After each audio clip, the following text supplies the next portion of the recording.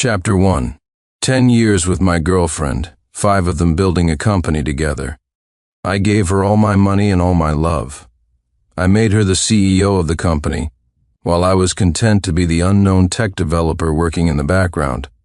I never expected that the kid she grew up with next door would show up, steal my CTO position, and even move into our home. Only later did I learn that the two of them were getting together every night after I fell asleep. Fine. I've always said I would never be a doormat. So I'll let my dear girlfriend and her precious childhood friend have a taste of the despair that comes from being abandoned by everyone and having nothing. The self-driving technology our company developed was a massive success. As the core technical lead, I was prepared to be named Chief Technology Officer at the celebration. The boss, my girlfriend, Victoria White, dragged out the suspense before loudly announcing the name of a new technician. It was Ethan Miller, the kid from next door she grew up with, a fresh college graduate who had just joined the company this year. I confronted Victoria in private, but she just said, "The CTO has to be in the public eye all the time. You wouldn't be comfortable with that."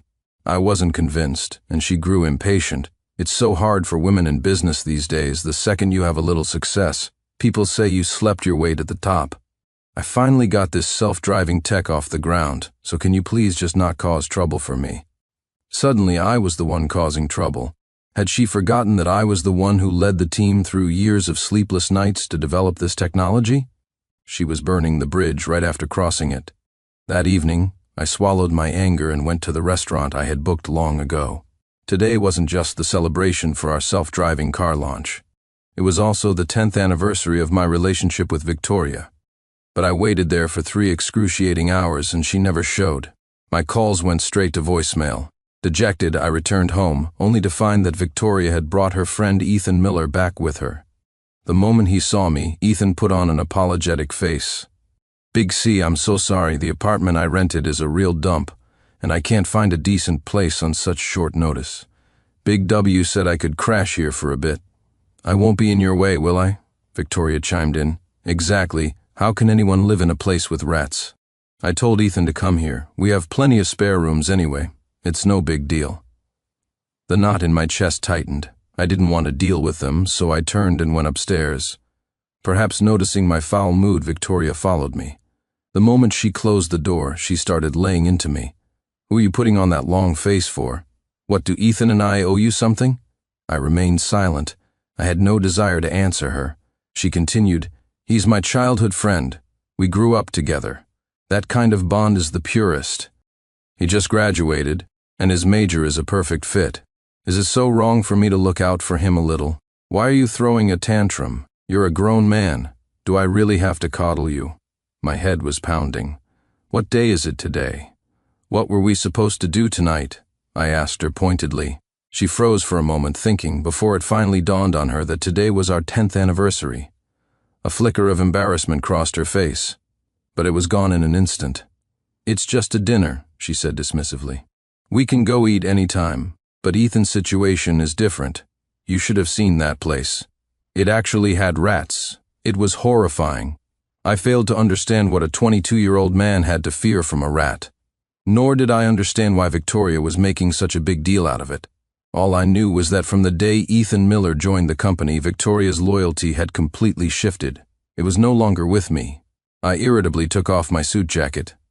My hand brushed against the pocket and felt the anniversary gift I had prepared for her. It was a flawless, top-of-the-line emerald bracelet, a piece I had spent my entire savings to acquire.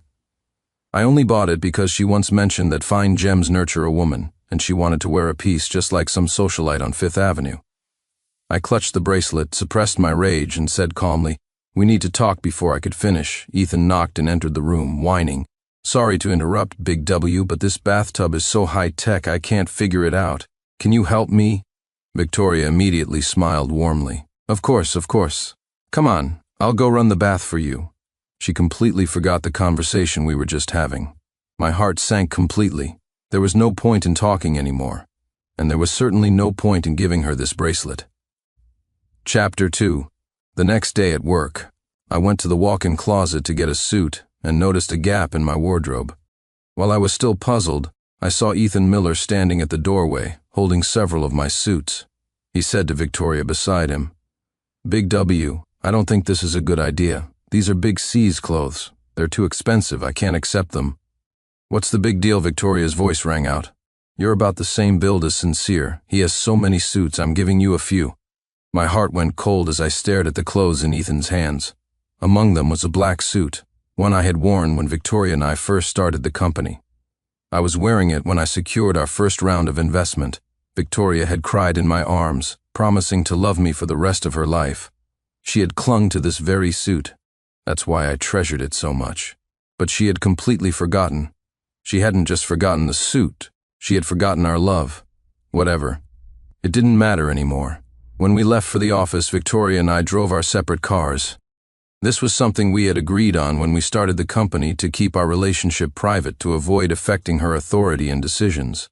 Besides, we weren't married yet, and going public might invite unwanted speculation. She wanted to shed labels like trophy wife or dependent on a man. She wanted to grow into a power woman with a business-minded focus. I supported her in all of it, but I never imagined she would let Ethan Miller sit in her passenger seat. She had once told me that the passenger seat was for her handbag and that no one, aside from me, was ever allowed to sit there. But I never got the chance. Yet now she was making an exception for Ethan. It seemed the bond between Victoria and her childhood friend was truly deep. So deep that she would change her habits for him. And me, I should just let it go. There was nothing else I could do. At the office, I was in the control room, monitoring the self-driving operating system, terrified that a vehicle might malfunction on the road.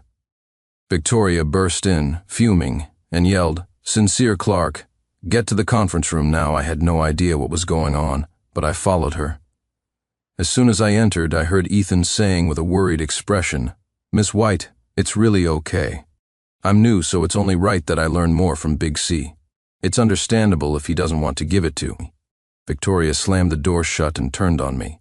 "Are you trying to humiliate me in front of the entire company?" I looked at her calmly and asked, "What happened?" Victoria exploded. "Yes, I promoted Ethan to CTO yesterday to oversee technology.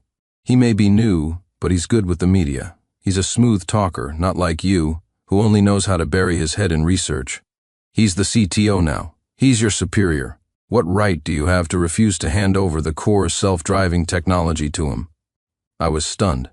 "Do you have any idea what you're saying?" I shot back. "Victoria and I built this company together. She provided the startup capital, and I provided the technology. We founded a tech company specifically to target the massive self-driving market. After 2 years of initial R&D and 3 years of grueling work, the technology was finally mature enough to be on the road. And now she wanted me to hand over all our core secrets to a kid fresh out of college. Who in their right mind would tolerate that?" Victoria continued to rage at me. "If I promoted Ethan, it means I trust him. He'll need to be in the spotlight, building relationships with the media if they ask him a question and he knows nothing. It's my face. He'll be embarrassing Sincere Clark. Can't you think about me for once? Can't you stop being so selfish?" A joke. I was selfish? Then who was going to think about me? Ethan tugged on Victoria's sleeve. "Ms. White, don't be angry. Calm down, have some water." Instead of taking the glass, Victoria drank from it while Ethan held it for her. Then she shot me a resentful glare. My heart turned to ice. At this point, there was nothing more to say. "Victoria, think this through," I said. "You can give the core technology to Ethan, no problem, but you have to agree to 2 conditions. Victoria flew into another rage. "Who's the boss here? How dare you make demands of me?" I ignored her and stated my terms plainly. "If I transfer the technology to him, you and I are breaking up, and I am resigning from this company." Chapter 3. I don't know if it was my imagination, but after I said that, I felt like Ethan Miller couldn't suppress the smirk on his face, as if he had been waiting for me to say those exact words. While Victoria was still stunned, Ethan spoke up again. Ms. White, don't take it to heart. Big C is just saying that out of anger. Don't take him seriously. You two have such a great relationship, he would never really abandon you. He's not capable of doing something like that." A certain word seemed to snap Victoria out of it. She stared at me in disbelief. "You're going to abandon me?" I was utterly exasperated. She was the one whose heart had strayed long ago, yet somehow she was pinning the blame on me. Victoria was livid. Forgetting we were in the office, she grabbed the water glass and smashed it on the floor. "Get out," she screamed. "Get out right now, get out of my company and never let me see you again." I watched her calmly, the last ripple of emotion in my heart finally gone. Back in the control room, I packaged the core data for the self-driving technology and sent it to Victoria. Then I gathered the entire team for one last meeting. I reminded them that self-driving technology was a serious matter, directly affecting the safety of passengers. There was no room for carelessness. One of the senior tech guys who had been with me for over 3 years sensed something was off. "Boss," he asked, "why does it sound like you're giving a farewell speech?" The others burst into laughter. I couldn't blame them because that's exactly what it was, my final words before leaving. After work, I went straight home. I say home, but it was actually a spacious flat registered under Victoria's name. We weren't married, but we needed a place to live. So when the company turned its first profit, I gave her all of my technical share of the profits to buy the apartment. To show my deep and unconditional love, the deed was put in her name only. Now it felt as if I had just been borrowing the place for a few years. So be it. I started browsing for apartments on my phone, thinking I should move out as soon as possible. Even a place with rats would be better than this. Before long, Victoria came home. She walked into the room, sat down next to me looking aggrieved, and gently tugged on my sleeve. Her eyes were filled with tears, and her voice was a whisper. "Sincere, you really scared me today, Sniff. You have to apologize to me. You can't treat your wife like that." It was so rare for Victoria to act this way that I felt a momentary daze. For a second, I thought I saw the college girl who would rush into my arms for a kiss at the slightest grievance. "You didn't even try to comfort me after our fight," she continued. "Didn't you say you loved me more than anything? You let me feel sad all by myself for so long." My heart softened for a moment. Had I been too impulsive today? I began. In the next second, Victoria cut me off. "The zip file you sent me, there are a lot of parts I don't understand. Ethan tried to modify some of the programs and commands, but some complex bugs appeared. Can you teach him tomorrow, walk him through it, please?"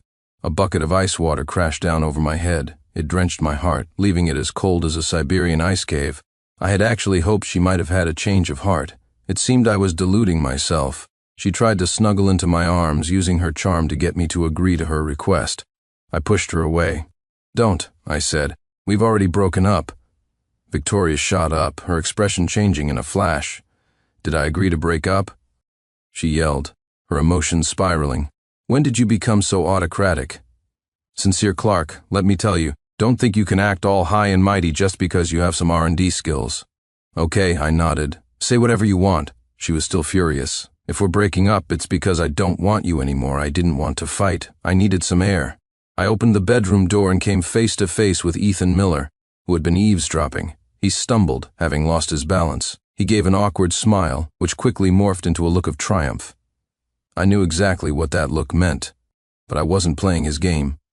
That night, I searched for apartments online and submitted my resignation through the company's internal portal. I had written the code for this portal myself. It even had a feature that let users post their mood. I idly scrolled through the feed and saw that Ethan had updated his status half an hour ago. He wrote, "I had a dream when I was a kid, and now it might have a chance to come true." It was followed by a string of glow stick emojis, and Victoria had commented below, "What dream is that?" Ethan's reply, "A dream that only you can help me achieve." I felt sick to my stomach and quickly closed the window. Chapter 4. The next day, I went to the HR department to finalize my departure, but HR informed me that Ms. White hadn't signed off on my application yet. I went to Victoria's office to find her. She was barely suppressing her anger. "All right, you've made your point. Are you really quitting? Really breaking up with me? Are you throwing away 10 years of our lives?" I nodded. The color drained from Victoria's face. "Is it because of Ethan Miller?" she said. "I've told you 100 times he's my childhood friend, a kid from next door. If I wanted to be with him, do you think you would have even had a chance with me? I think you're just being jealous and overthinking things. What's going on in that head of yours? The only reason I made him CTO is because you're tongue-tied and he's better at talking to the media.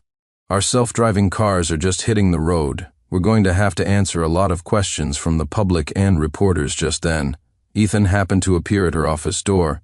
He looked downcast. "Big C, please don't be angry. There's really nothing going on between Big W and me. We're close, but it's not what you think. Our relationship is enough. I cut him off. I couldn't stand to hear another word of his two-faced garbage. Those 2 words made Ethan freeze. He looked hurt and flustered, his face turning pale. He quickly turned to Victoria. "Big W, did I say something wrong? I didn't mean to. I genuinely want you two to be happy." Seeing Ethan's pathetic act, Victoria didn't hesitate. She rounded on me, shouting, "Apologize to Ethan right now." I was floored. What had I done that required an apology? Victoria, completely irrational, grew even angrier. "Ethan has been nothing but concerned for me and respectful to you. And you constantly assume the worst of him. And now you're yelling at him. Are you going to admit you're wrong? Are you going to apologize?" I looked at her calmly. This woman I had loved for 10 years. I had imagined so many times that once our business took off, I would marry her. I would give her a grand wedding. I would make her the happiest bride in the world. My plan was to propose to her once the self-driving cars were successfully launched. I never thought it would come to this. Once again, I felt a deep, chilling disappointment. My love was apparently worthless. Seeing my silence, Victoria screamed, "Sincere Clark, you better think carefully. If you don't apologize right now, I will fire you immediately, and the patent for the self-driving technology will have nothing to do with you. You can pack your bags and get out without a single dollar." Before I could respond, another voice came from the doorway. It was Isabel Vance, from our rival company. "Wow, really?" Isabel sounded absolutely delighted. "Sincere Clark's talent is legendary in our industry. He's a tech god. And you're firing him, Miss White. That's fantastic. Come to my company, Sincere. Name your salary, name your terms." Hearing this, Victoria became even more incensed. Ethan chose this moment to casually add, "Miss Vance, what brings you here at this time? Could it be that you and Sincere were already in touch?" "Big W, don't be angry yet. Drink some water first." Fueled by Ethan's insinuation, Victoria completely lost it. "Sincere Clark, get out," she shrieked. "You're fired. Get out now." Things had reached a point of no return. I had no choice but to leave with Isabel. Just as I turned to go, one of the tech team members, Lou, ran over, looking frantic. "Ms. White, Ms. White, it's an emergency. Something's wrong. One of our self-driving cars went haywire on the road. It's swerving all over, hit 3 cars and 2 pedestrians, and now it's crashed into a highway overpass pillar. It's stalled and there's smoke coming from it." Only then did Victoria remember that Ethan had modified the car's main program. She rushed over to block my path, pleading, "Sincere, don't go. There's a bug in our program. What if the car explodes? Please, don't go." Chapter 5. After all, I had written the self-driving program for the company. Now that there was a problem, I couldn't just walk away. I knew it was because Ethan had meddled with my source code, but the priority right now was to fix the error and prevent other vehicles from crashing. Before I could say anything, Ethan spoke up. "Ms. White, what are you afraid of?" he said smugly. "I'm here. Don't forget, I also graduated with a degree in software engineering. I wrote plenty of programs during my 4 years in college." He seemed to have forgotten that it was his changes that caused the car to crash in the first place. Victoria hesitated. "But," Ethan continued to stir the pot, "isn't it obvious, Ms. White?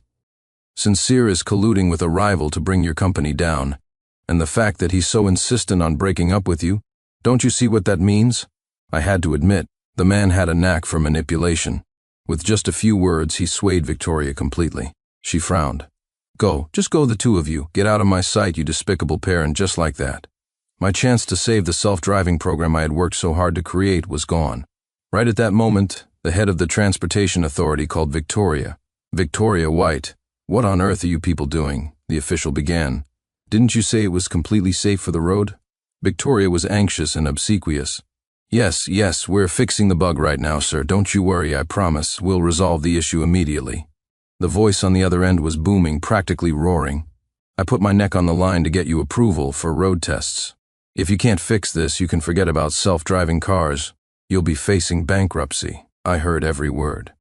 I knew that this self-driving project was the culmination of everyone's hard work, and no one wanted to see it fail like this. But Victoria just hurried off to the control room with Ethan. Before leaving, she shot me a vicious glare and muttered, "Look at the mess you've made. You're sick." The implication was clear. It was all my fault. I shouldn't have resigned. I shouldn't have broken up with her. I was the sick one. Sigh. After they left, Isabel Vance from the rival company smiled brightly. "Mr. Clark, let's go, straight to my office. How did you know to come here?" I asked her. She seemed surprised too. "Didn't you text me and ask me to come?" "Me?" Isabel took out her phone, opened her messages, and showed me. A text message on the screen read, "Miss Vance, this is Sincere Clark from Yifan Technology. I don't think I can continue working here. Would it be possible to move to your company? If so, could you come by around 10 o'clock? I should be done with my handover to Ms. White by then."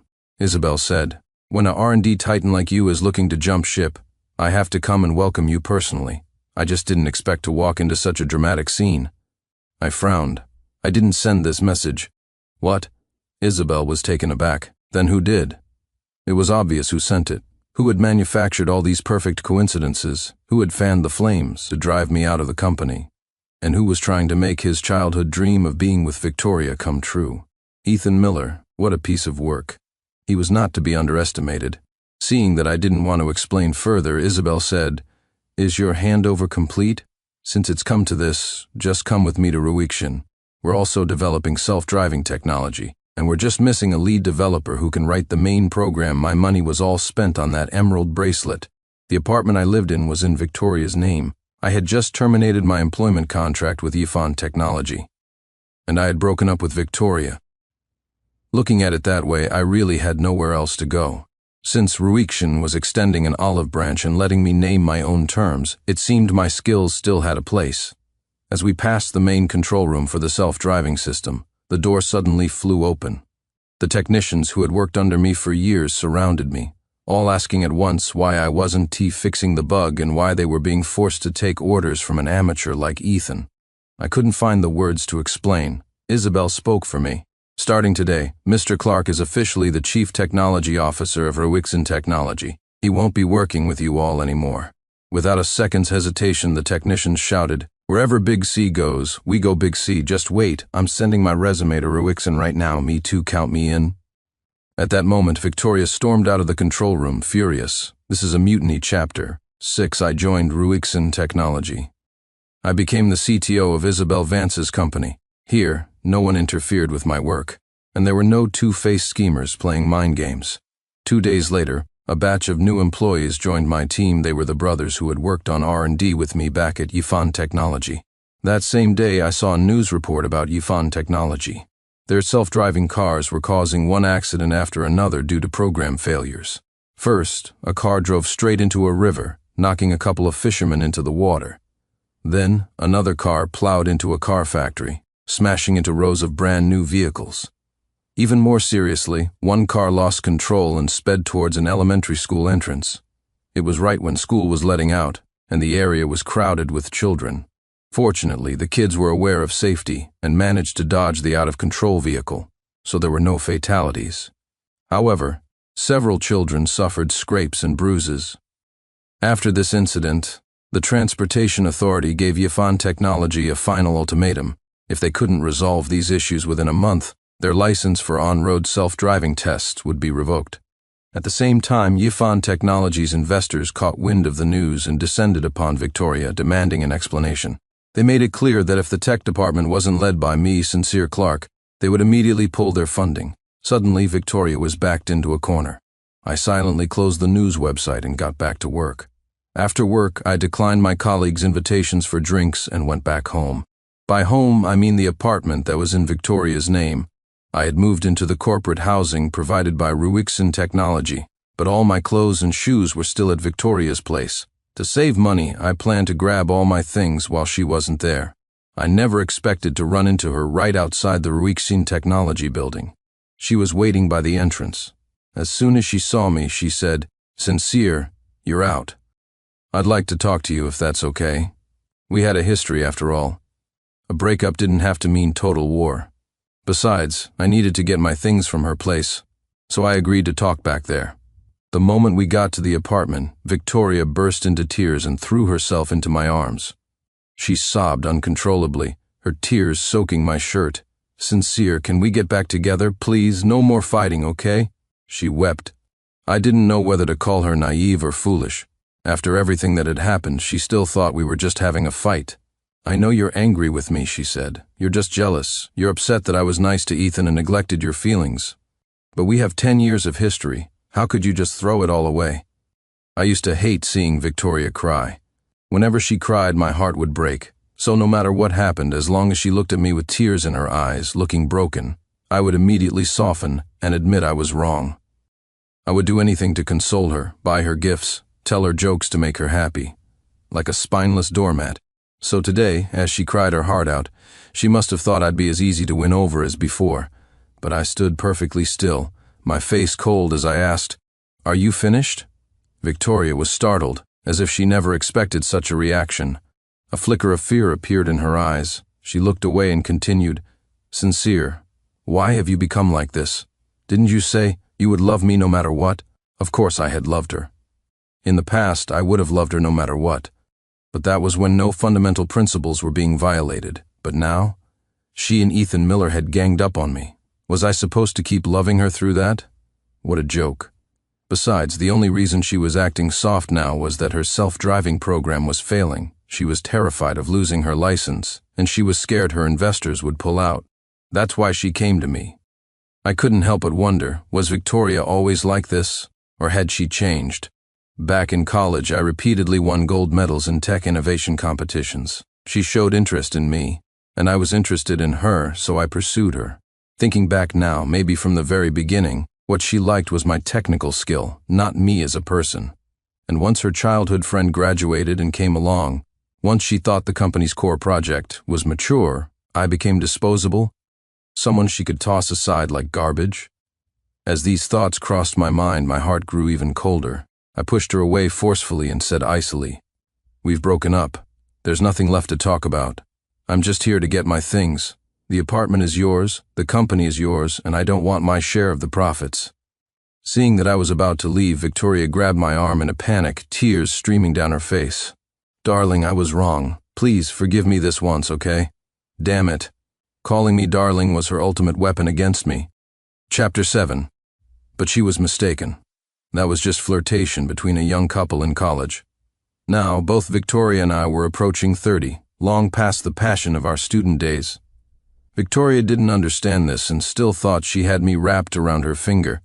She looked at me with tear-filled eyes, leaned in softly, and whispered, "I know it's my fault. I shouldn't have made Ethan the CTO, and I shouldn't have fired you in a fit of anger and made things hard for you. Let's get back together, okay? I can get rid of Ethan right now. I'll do anything you ask, please." I shook my head.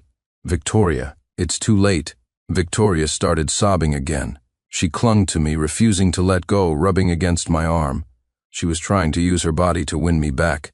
Just then the front door suddenly opened. It was Ethan Miller.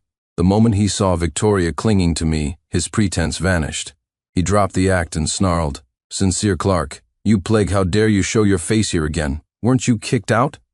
What are you back for? Get lost." This arrogant, inexperienced brat was truly laughable. The apartment he was standing in was bought with my money. Just because I wasn't pursuing it didn't mean I had no claim to it, but Victoria spoke before I could. She wiped her tears and said with surprising fierceness, "Ethan Miller, what are you doing here again? Didn't I tell you to move out?" Ethan's face fell. "Big W, I can't find a suitable place. I'm scared of rats, you know that. It's all because of you that Sincere and I are in this mess," Victoria raged. "Get out now and don't come to the office anymore. You're useless, just causing trouble. You can't even write a program without creating a ton of bugs. How dare you show your face here?" Seeing Victoria turn on him like that, I found her incredibly childish. Ethan, with nothing left to lose, shot back, "Big W. How can you say that? In bed you told me you were long tired of Sincere Clark and that a younger guy like me was fresh and energetic." I smacked Victoria, slapped him hard across the face. Ethan was stunned, taking a moment to recover. Terrified of what else he might say, Victoria kept screaming at him to get out. But Ethan was past caring. Why should I get out? Who was it that got drunk and threw herself at me? Who said she'd give me all her money? Who snuck into my bed while Sincere Clark was asleep? Who said Sincere and Isabel Vance were a despicable pair colluding against you? The world descended into chaos. Wow. Just wow. I had no idea Victoria had been up to so much good behind my back. I had naively thought she was just looking out for her childhood friend. I never ever imagined that her looking out for him extended all the way to her bed. I'd been cuckolded for so long without a clue. It was disgusting. I didn't want to get involved with them any further. I grabbed my luggage and tried to leave. But Victoria quickly blocked my path and, with a thud, dropped to her knees. Sincere, I was wrong. I truly know I was wrong, she cried. It's all my fault.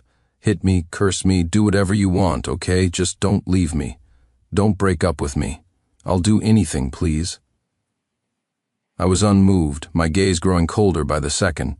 The woman I had loved for 10 years had slept with another man right under my nose. Any man would be furious, would go insane. I'll kowtow to you, okay? She continued. I don't want to be apart from you. I can't live without you. Forgive me this one time. It wasn't my fault. It was all Ethan Miller's fault. Her tone suddenly shifted as she began to rage at Ethan. He seduced me otherwise. How could I have fallen for his tricks? He's just a fresh college graduate. How could he possibly handle the responsibilities of a CTO?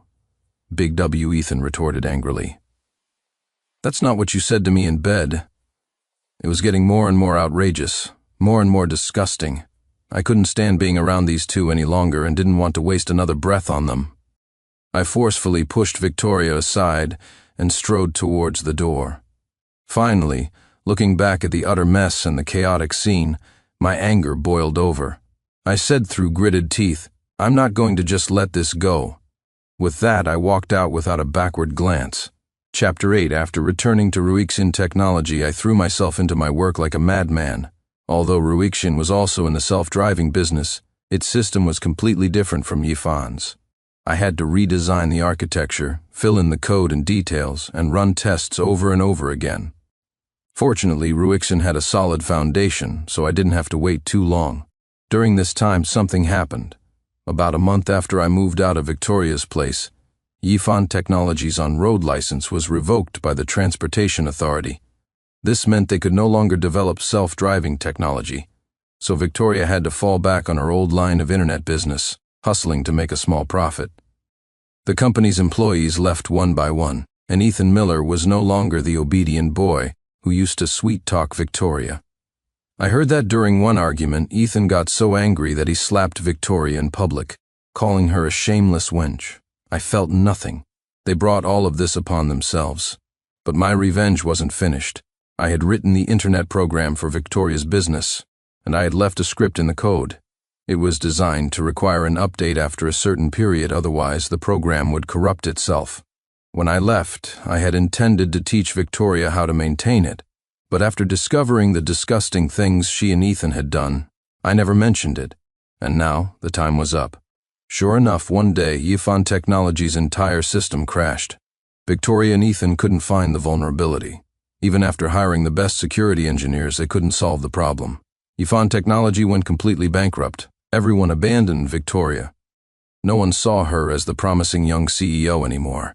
In addition to this, I took some time to gather all of Ethan Miller's public information online. I found a social media post he made a few years ago, gloating about a sudden windfall. Following that lead, I discovered he might have been a liaison for an overseas phishing scam. I promptly reported this information to the relevant authorities. The investigation confirmed it. Ethan had studied software engineering in college, but he had used his skills for crime, acting as a middleman for criminals to carry out scams and earning large commissions. Ethan was quickly taken in for questioning. He was over 18 when he committed those crimes, so he had to bear full criminal responsibility. After taking care of all that, I contacted Victoria one last time.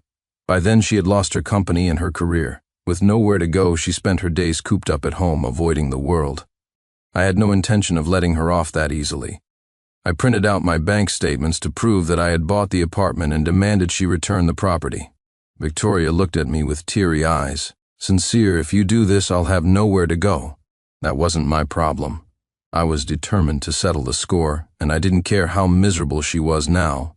In the end, she knew she couldn't win and didn't have the cash to pay me back, so she agreed to transfer the apartment to my name. The day the paperwork was finalized, I let out a sigh of relief. 10 years of my life, a decade of love, was finally completely over. Victoria knew there was no future for us. She packed her bags and left the city, returning to her rural hometown. 6 months later, my R&D work at Ruixin Technology was a massive success. Our company seized the opportunity and became the undisputed leader in the self-driving field. The self-driving vehicles saved enormous labor costs since they didn't require drivers, allowing us to offer very affordable prices to passengers. As a result, Ruixin Technology went from a little-known startup to a renowned rising star in the industry, and for my contributions to the research and development, the company awarded me a bonus in the high seven figures. On the night of the celebration banquet, I saw a familiar face at the hotel entrance. It was Victoria. She was wearing a white dress, her face pale and calm. As I walked towards her, silent tears streamed down her face. "Sincere," she said, "can we really not go back?" I didn't even look at her as I walked past. "I only made the kind of mistake any woman would make," she continued. "Why can't I be given a chance to be forgiven?" I found that laughable and was about to argue with her about whether cheating could ever be forgiven. But someone tugged on the sleeve of my suit. It was Isabel Vance. She smiled at me gently and pretended to be annoyed. "I'm standing right here and you're looking at another woman? Didn't we agree that I could pursue you and you would think about it?" My heart instantly softened. "So," I said, "no need to think anymore. Starting now, you're my girlfriend." It wasn't to spite Victoria. She wasn't worth it. It was just that after spending the last 6 months with Isabel, I realized how rare it was to find a girlfriend whose values aligned so perfectly with mine. Hearing my words, Isabel's face lit up with joy. "Then let's go inside, boyfriend," she said. "All right, girlfriend," I replied. The end.